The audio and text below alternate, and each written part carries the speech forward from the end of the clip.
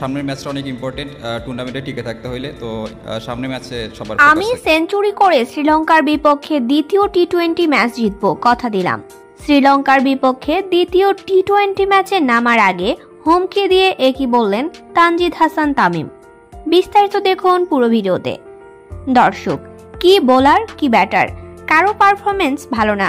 শুধু টি-20 সিরিজেই নয়, শ্রীলঙ্কার বিপক্ষে প্রথম টেস্টের পর পুরো দল যেন পাল্লা দিয়ে খারাপ খেলতে শুরু করেছে।